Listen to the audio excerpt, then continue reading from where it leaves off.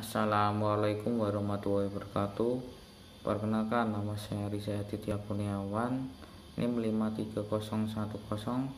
53102000094 kelas F Sejarah Peradaban Islam. Jelaskan mengenai Madinah. Yang pertama, hijrah ke Madinah. Hijrah berasal dari bahasa Arab yang artinya meninggalkan suatu perbuatan atau menjauhkan diri dari pergaulan atau berpindah dari satu tempat ke tempat yang lain. Adapun hijrah menurut syariat Islam ada 3 macam. Pertama, hijrah dari meninggalkan semua perbuatan terlarang oleh Allah Subhanahu wa Ta'ala. Ini wajib hukumnya. Nabi Muhammad SAW bersabda, orang yang berhijrah ialah orang yang meninggalkan segala apa yang Allah telah larang daripadanya. Hadis riwayat Bukhari. Kedua, hijrah mengasingkan diri dari pergaulan orang-orang musyrik atau orang-orang kafir yang memfitnah orang-orang yang kelak memeluk Islam. Ketiga, hijrah berpindah dari negeri atau daerah orang kafir atau musyrik ke negeri daerah orang muslim, seperti Rasulullah bersabda, orang-orang yang beriman dan berhijrah serta berjihad di jalan Allah dengan harta dan jiwa mereka lebih besar derajatnya di sisi Allah, dan mereka itulah orang-orang yang mendapat kemenangan. Tuhan mengembirakan mereka dengan rahmat keridhoannya dan surga-surga. Mereka memperoleh di dalam kesenangan yang abadi. Mereka kekal di dalamnya. Sesungguhnya Allah melipat di sisinya yang pahalanya besar. At-Taubah ayat 22.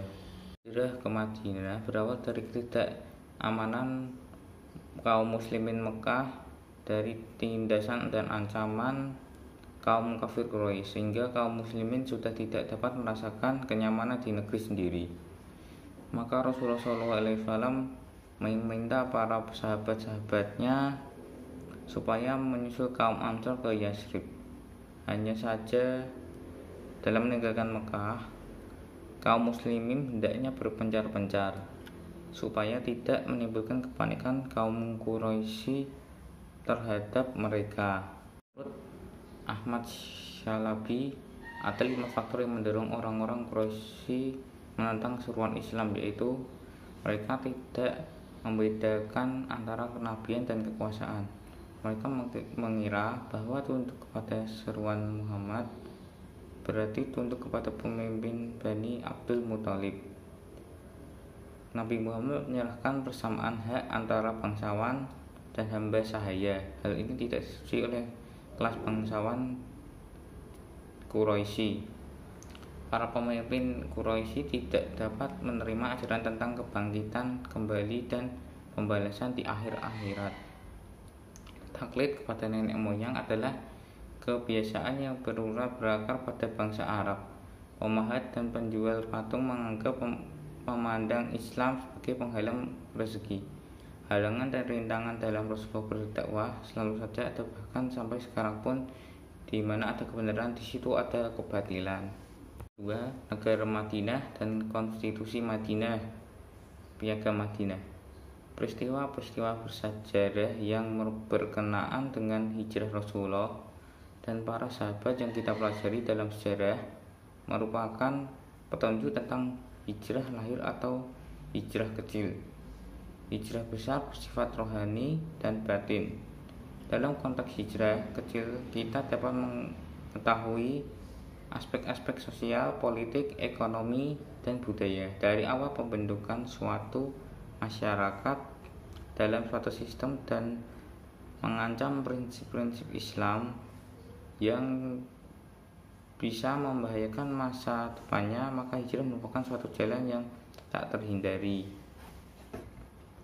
Sistem pemerintahan negara Madinah secara keseluruhan dengan konstitusinya menganut paham desentralisasi. Masalah intern kelompok diselesaikan oleh kelompok masing-masing. kecuali menyangkut masalah yang berhubungan dengan kelompok lain. Masalah tersebut ditangani oleh Rasulullah. Munawir Syazali menyebutkan prinsip dasar piagam ini sebagai berikut. 1. Semua pemeluk Islam meskipun berasal dari banyak suku tapi merupakan satu komunitas. 2.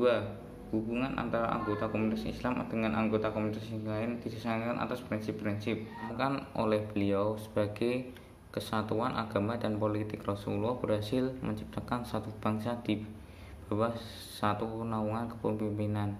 Suatu perwujudan dari gagasan besar berupa prinsip kehidupan nasional Arabia, dan beliau menjadikan Islam sebagai agama yang menghasilkan rekonsiliasi. Ini berarti Rasulullah adalah menjadi pemimpin keagamaan dan juga pemimpin pemerintahan, kepala negara, dan menjunjung tinggi HAM, sekaligus mencetus konsep HAM pertama di dunia, yaitu yuridis formal. Walaupun menurut penyelidikan ilmu pengetahuan sejarah hak asasi manusia barulah tumbuh dan berkembang pada masa John Locke dan Rousseau, tokoh hukum alam. Mereka lah yang memberikan inspirasi kepada revolusi negara-negara besar untuk mencantumkan di dalam konstitusinya. Untuk pertama kali dengan resmi dipakai dalam Declaration of Independence Amerika tahun 1779 atas jasa Thomas Jefferson, kemudian menjadi konstitusi negara Amerika tahun 1897, kemudian diikuti Prancis tahun 1791, Belgia tahun 1881, dan akhirnya diikuti PBB Melayu Universal Declaration of Human Rights tanggal 10 Desember 1948. Di Indonesia, UUD 45 baru ada di pasal 4 dari 37 pasal, yaitu pasal 27 ayat 1 dan 2, pasal 28, pasal 29, dan pasal 31. Ekstensi Nabi yang begitu cepat menjadi pemimpin legal dan diikuti oleh masyarakat. Tentu Nabi secara bertahap menyusun strategi yang dapat mengantarkan kepada adanya satu kesatuan politik yang mapan pada sebuah negara yang baru berdiri.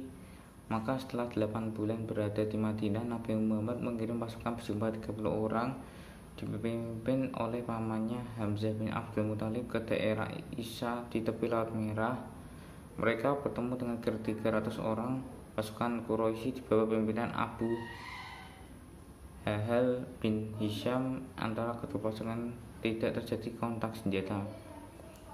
Kemudian Nabi mengirim 60 orang dipimpin Ubaidah bin Al-Harith ke Wadi Rebik, suatu tempat berair di Hijaz. Mereka bertemu 200 orang pasukan Quraisy dipimpin oleh Abu Sufyan, tapi tidak terjadi perang. Setelah 12 bulan Nabi Muhammad memimpin rombongan menuju Abwa. Di sana beliau mengadakan persekutuan dengan Bani Damroh. Sebulan setelah itu beliau memimpin 200 orang kaum muslimin ke Buat, dan 2 bulan kemudian ke daerah Usyasroh di wilayah Yanbu. Beliau mengadakan perjanjian perdamaian dengan Bani Mujli dan sekutu-sekutunya dari Bani Damroh. Nabi mempercepat proses pembangunan untuk pusat pemerintahan dan keagamaan. Islam di Madinah. Secara sosiologis, historis, terdapat beberapa faktor yang melatar belakangi hijrah Nabi Muhammad SAW. Di antara faktor tersebut antara lain didahului dengan adanya baiat-baiat yang diikuti oleh orang-orang dari Madinah. Padahal tidak banyak orang yang mengetahui tentang Arabia. Hal ini karena Arabia hanyalah daerah yang tidak menarik bagi bangsa-bangsa lain. Suasana Yasrib yang begitu kondusif merupakan berita gembira bagi Nabi Muhammad SAW sebelum melakukan hijrah. Hal ini dilakukan karena suku Aus dan Khazraj di Yasrib telah masuk Islam dan bersedia menerima Nabi dan ajarannya. Dua suku tersebut masuk Islam dalam 3 gelombang. Gelombang pertama terjadi pada tahun ke-10 kenabian. Saat itu beberapa dari orang mereka datang ke Makkah untuk melakukan ziarah ke Baitullah. Mereka disambut oleh Nabi Muhammad SAW dan beliau mengenalkan diri kepada mereka. Kemudian Nabi mengadakan pertemuan di Aqobah dengan mereka. Dalam pertemuan tersebut mereka menyatakan beriman dan masuk Islam. Gelombang kedua terjadi pada tahun ke-12 kenabian 621 Masehi. Jumlahnya 12 laki-laki dan 1 wanita. Saat itu mereka mengadakan pertemuan dan membuat perjanjian dengan Rasulullah SAW yang dikenal dengan perjanjian Aqobah pertama. Perjanjian ini dalam sejarah Islam juga terkenal dengan sebutan perjanjian wanita karena ada seorang wanita bernama Afra binti Abid bin Sa'alabah ikut dalam perjanjian tersebut. Gelombang ketiga terjadi pada tahun ke-13 kenabian 622 Masehi. Sebanyak 37 penduduk Yasrib berkunjung ke Makkah mengajukan permohonan pada Nabi Muhammad SAW agar beliau hijrah ke Yasrib. Perjanjian ini terkenal dengan perjanjian Aqobah kedua. Mereka berjanji kepada Nabi Muhammad SAW akan patuh dan setia kepada beliau, akan konsisten membela Nabi Muhammad SAW dengan segenap kemampuan mereka, baik harta, benda, bahkan nyawa mereka sekalipun yang menjadi taruhannya. Ke Madinah ini semestinya menjadi contoh bagi semua umat manusia, terutama bagi para pemimpin negara manapun, agar saling toleransi tanpa memusuhi dan saling menghormati tanpa membenci, saling menyayangi bukan mencaci, hingga tercipta negara yang penuh kedamaian, kerukunan antara semua rakyatnya. Setelah tantangan masyarakat Madinah terwujud, maka strategi selanjutnya adalah meletakkan dasar politik, ekonomi, dan sosial. Rasulullah SAW segera menentukan dasar-dasar yang kuat bagi pertumbuhan, pembinaan, dan pengembangan masyarakat yang baru. Itu pada periode ini, wahyu yang diturunkan oleh Allah pada Nabi ditunjukkan untuk pembinaan hukum. Kemudian beliau melaksanakan serta memberi penjelasan serta contoh-contoh penerapan secara real dalam praktek kehidupan. Adapun dalam bidang politik, Nabi Muhammad SAW meletakkan sistem permusyawaratan syuro sebagai dasar yang sangat ideal dalam kehidupan demokrasi, seperti yang difirmankan dalam Al-Quran surat Asy-Syura 38. Adapun dalam bidang ekonomi, beliau meletakkan sistem yang dapat menjamin keadilan sosial, karena hal ini sangat diperlukan oleh masyarakat yang baru dibentuk, ditata, dibina, dan dikembangkan agar masyarakat dapat tumbuh kembang dengan keadilan sosial. Oleh karena itu, Rasulullah sebagai visioner sangat menghayati dan menjiwai merealisasikan prinsip-prinsip keadilan sosial dalam masyarakat yang baru dibentuknya, seperti pembagian zakat. Selanjutnya, dalam bidang sosial masyarakatan, Rasulullah SAW meletakkan dasar dan sistem yang sangat penting, seperti persamaan derajat manusia di hadapan Allah, yang mana tidak ditentukan oleh latar belakang suku, ras, bangsa, pangkat, kedudukan, strata sosial, dan atribut-atribut duniawi lainnya. Karena derajat dan martabat manusia di hadapan Allah ditentukan oleh kualitas takwa kepadanya. Dari semua strategi yang beliau lakukan, Nabi menjadi orang penting di negeri tersebut, pemimpin yang disegani rakyatnya, penyayang kepada seluruh lapisan masyarakatnya, hingga beliau menjadi tokoh yang paling berpengaruh di dunia. Stoddard dalam karyanya Bangkitnya Bangsa-Bangsa Berwarna mengatakan bahwa Nabi Muhammad SAW seolah-olah telah mengubah padang pasir Timur Tengah menjadi Mesyu yang beliau surut dari Madinah dan meledakkanlah ke seluruh Timur Tengah. Karena tidak lama setelah hijrah ke Madinah, dalam kurun waktu 1 dekade, beliau menjadi tokoh yang paling sukses dalam sejarah umat manusia. Tidak mengherankan jika Michael Hart, seorang astrofisikawan, wartawan kebangsaan paling sukses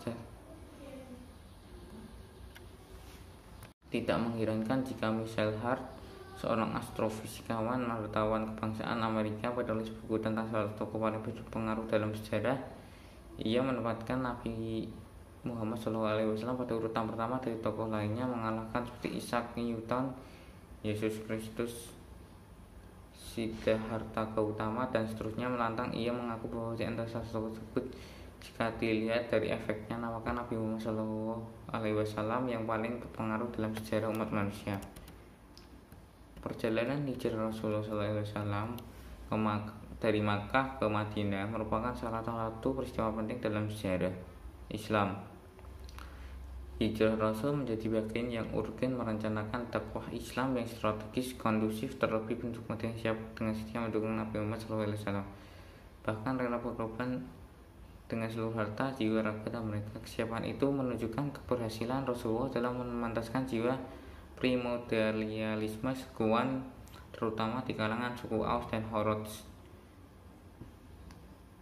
Kesuksesan itu tidak terlepas dari strategi itu yang mau dibangun Rasulullah berdasarkan pada akidah dan tauhid.